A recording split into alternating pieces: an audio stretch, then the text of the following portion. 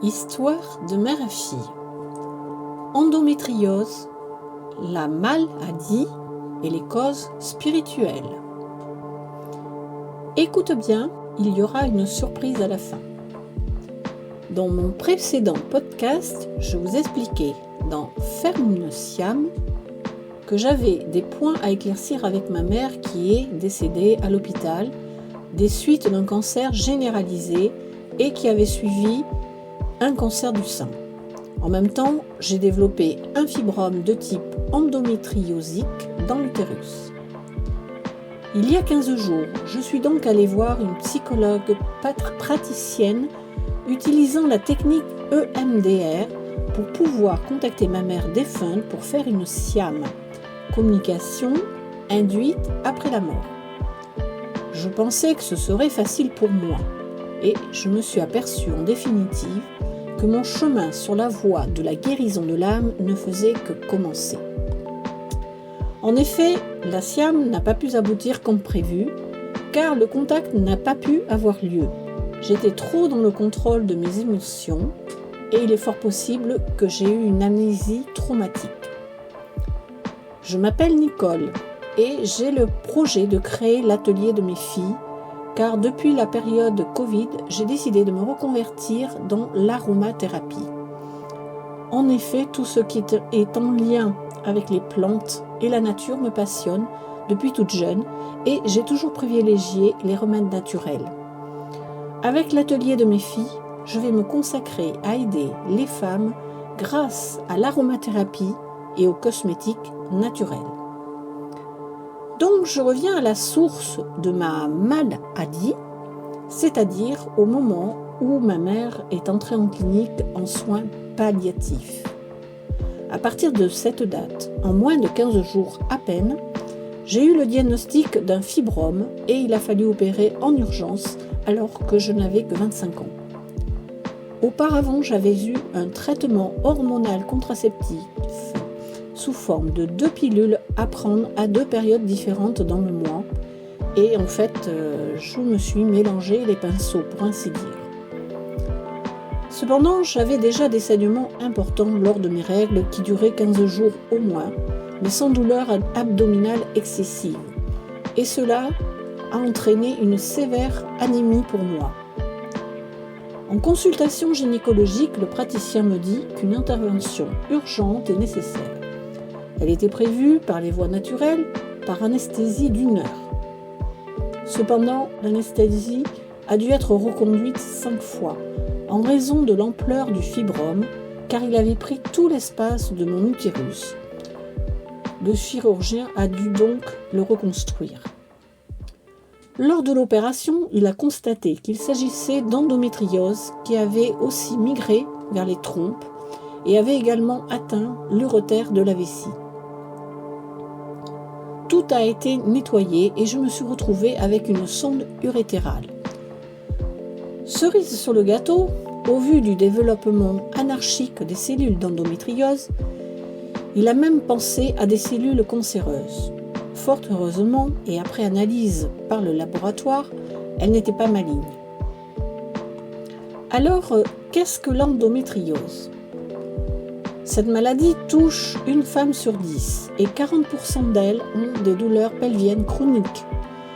Et il faut environ 7 ans en moyenne pour obtenir un diagnostic. Il s'agit du développement des cellules de la muqueuse utérine qui émigrent vers d'autres organes tels que les ovaires, mais aussi la vessie ou ailleurs dans tout l'abdomen. Elle peut être très invalidante au moment des règles et la douleur passe difficilement avec les antalgiques. Il n'y a pas de traitement curatif, mais afin d'éviter son développement, il est prescrit un traitement hormonal qui arrête les règles. Dans mon cas, j'ai eu Decapeptyl pendant 1 an et pendant ce temps, j'ai été mise en ménopause artificiellement avec les avantages et les inconvénients. Le chirurgien de l'époque m'avait dit « Vous me direz si vous tombez enceinte ». Après 1 an de traitement et quelques mois après, l'endométriose est repartie en faisant un kyste à l'ovaire droit. Il y a donc eu opération à nouveau par cœlioscopie. Puis quelques mois après, rebelote sur l'ovaire gauche. Et là, j'ai dit non, pas d'opération. Et je suis allée voir un guérisseur. Alors, quelles sont les causes de l'endométriose ? La médecine allopathique apporte très peu de réponses, peut-être un terrain immunitaire faible, peut-être le rôle des perturbateurs endocriniens, peut-être la contraception orale, l'hérédité, etc. J'ai trouvé relativement peu d'explications qui sortaient de la doxa traditionnelle. C'est alors que j'ai recherché les causes spirituelles de l'endométriose. Dans mon cas particulier, et vu le contexte, il est indéniable que c'était en lien direct avec ma mère, sa maladie, le cancer du sein, qui a été le déclencheur. Symboliquement, c'est la matrice. Cela peut être le trop-plein de colère aussi, et la peur qu'un enfant survienne et bouleverse le quotidien.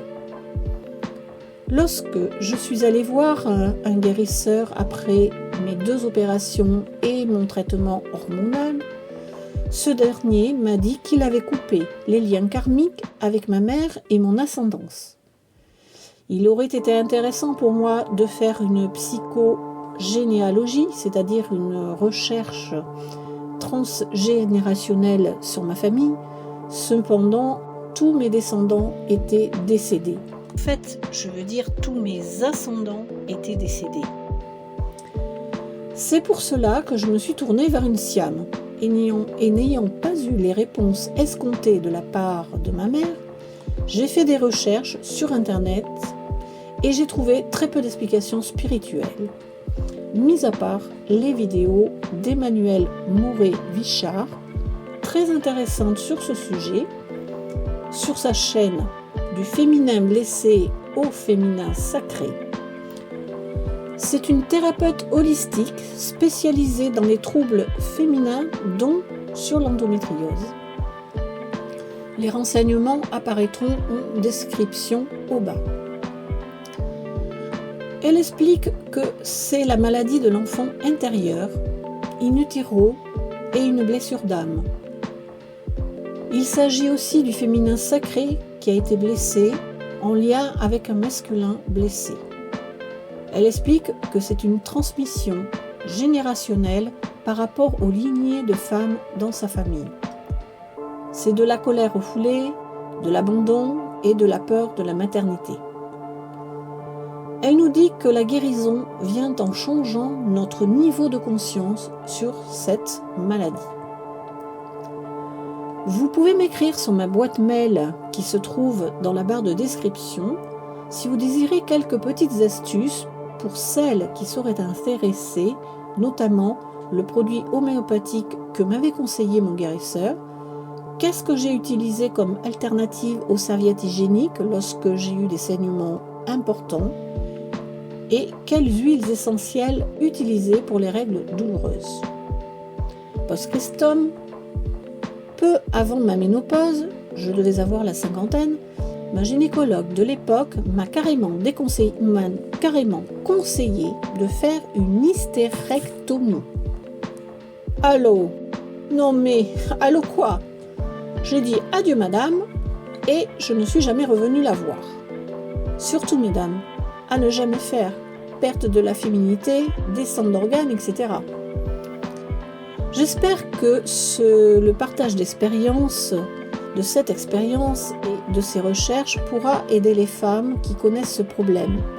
Si tu en as envie, écris ci-dessous ton expérience, cela permettra d'enrichir la communauté et aussi partage ce podcast à tes connaissances féminines qui pourraient être concernées.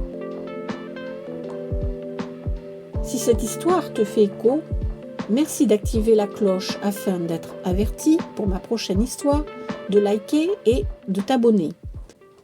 À la fin, j'offre un cadeau aux 3 premières qui me laisseront leur adresse mail à l'adresse qui s'affiche pour obtenir la recette pour fabriquer un roll-on pour soulager les règles douloureuses. Je te remercie pour ton écoute et je te dis donc à bientôt pour une autre histoire vraie.